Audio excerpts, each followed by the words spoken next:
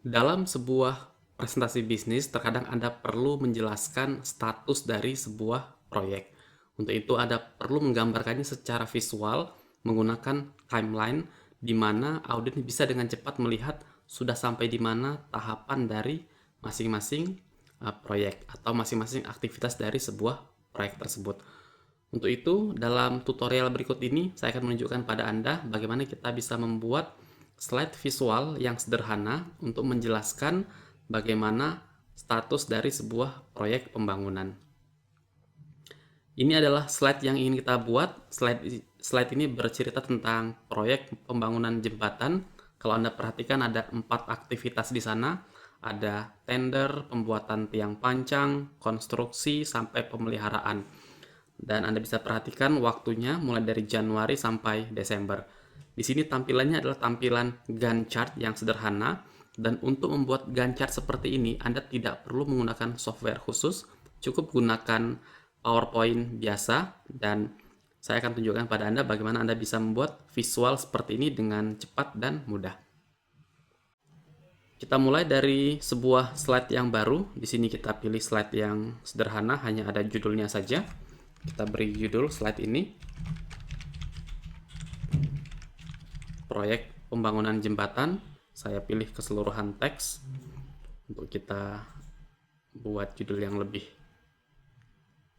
kuat fontnya. Ya, saya kira seperti itu. Kemudian kita akan tuliskan aktivitas-aktivitas yang ingin dilakukan. Jadi saya klik di sini tombol text box. Saya klik di PowerPoint-nya. Kemudian saya tulis aktivitas. Lalu saya klik lagi untuk saya tulis beberapa aktivitas tersebut, yaitu ada tender dan yang lain-lainnya.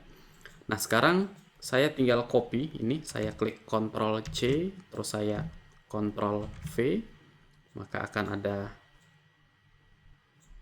teks yang berikutnya. Saya tekan Ctrl V lagi 2 kali ya.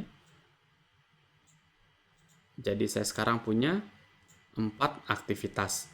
Nah, saya bisa tulis masing-masing aktivitas ini, tender, kemudian tiang pancang, lalu ada konstruksi, dan yang terakhir pemeliharaan. Nah, inilah 4 aktivitas yang akan kita lakukan. Saya pilih semuanya untuk saya ubah sedikit fontnya dan saya perbesar ukurannya.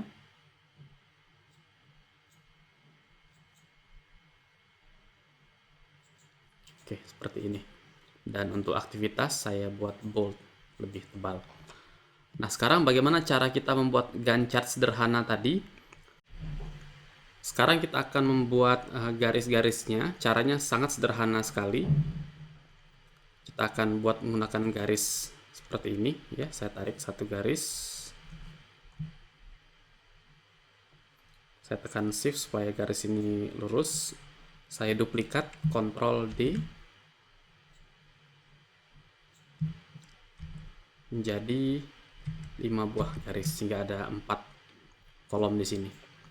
Nah, kemudian saya pilih garis satunya lagi untuk di bagian bawah. Nah, seperti ini. Dan semua garis ini kita pilih dan saya atur supaya bisa rata.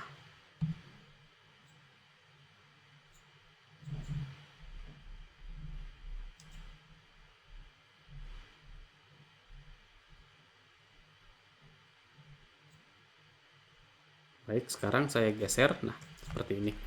Jadi ini sudah ada gambaran dari Gantt chart sederhana kita. Kemudian untuk membuat aktivitas-aktivitasnya kita tentukan dulu waktunya. Sini saya buat Januari. Jadi setiap garis ini akan melambangkan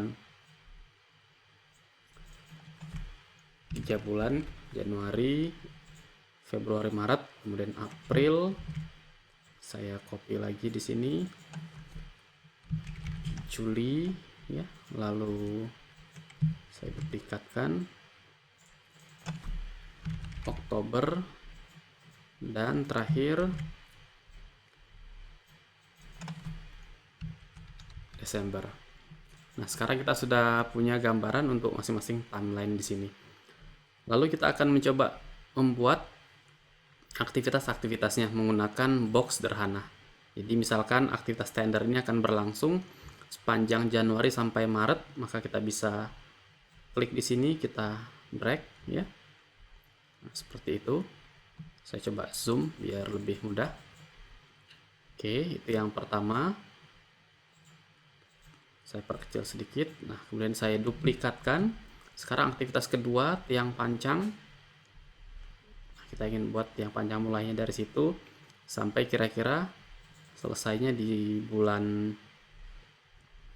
Mei ya. Jadi kira-kira di sini. Lalu aktivitas ketiga kita duplikatkan.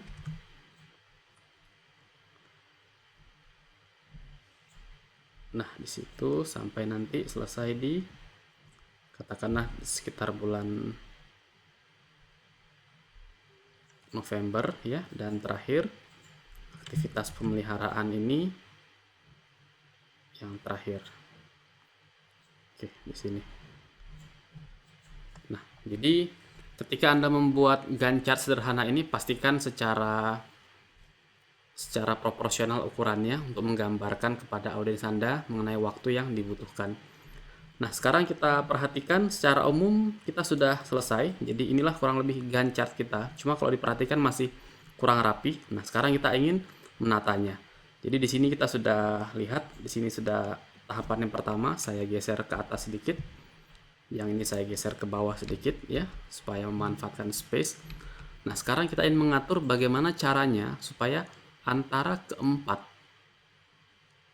keempat batang ini bisa memiliki jarak yang sama. Maka saya pilih satu, saya tekan shift, saya pilih lagi yang kedua, ketiga, keempat.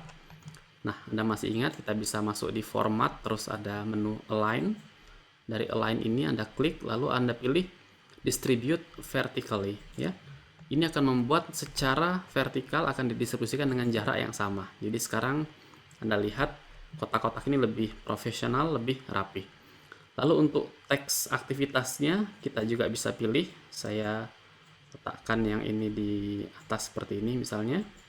Terus yang ini supaya sejajar dengan yang di bawah. Oke, kurang lebih seperti itu. Fontnya kita kecilkan sedikit supaya seimbang. Oke. Nah, sekarang bagaimana caranya supaya teksnya juga rapi? Kita bisa pilih ya. Kemudian keempat teks, format align, saya pilih rata di kiri. Lalu setelah itu saya pilih align lagi, sekarang saya distribusikan lagi secara vertikal.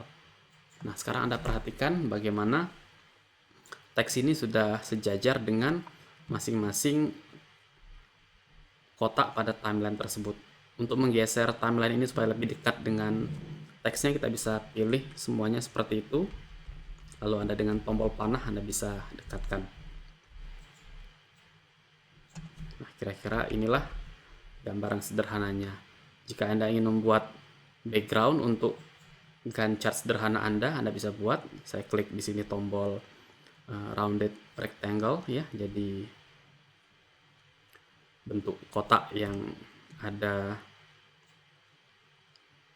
sudutnya, sudut lengkungnya ya, seperti itu. Nah, saya berikan warna yang muda, hijau muda di sini.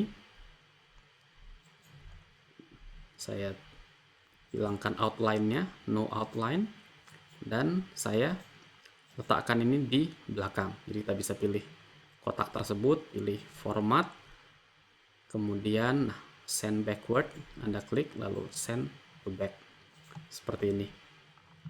Kemudian untuk memperkuat lagi keterangan dari timeline atau Gantt chart yang Anda buat ini, Anda bisa klik kotak tertentu, misalkan kotak konstruksi kita anggap sebagai tahap yang kritikal. Anda bisa ubah warnanya, kita klik di situ, lalu Anda bisa pilih shape fill ya, saya pilih fill oranye. Nah, untuk supaya lebih kontras dengan yang lain, lalu kita bisa kasih keterangan misalnya ini adalah tahapan yang kritikal.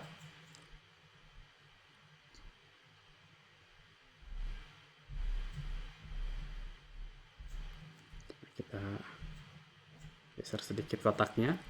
Untuk menggeser kotak sedikit demi sedikit dengan halus, Anda bisa sambil menekan tombol alternate atau alt ya. Ini akan memudahkan Anda. Di sini saya hilangkan fill-nya, no fill ya, dan outline-nya kita beri garis merah dengan ukuran yang agak tebal. Nah, seperti itu. Lalu kita bisa beri keterangan bahwa ini adalah tahapan yang kritikal.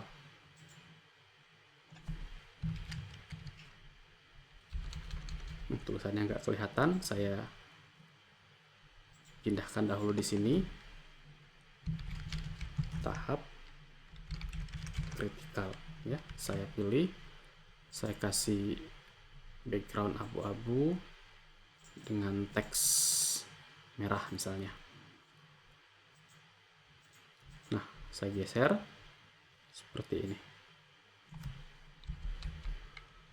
Sekarang Anda bisa perhatikan bahwa informasi ini menjadi sangat baik dan sangat rapi ya. Kita masih bisa rapikan sedikit waktu di sini.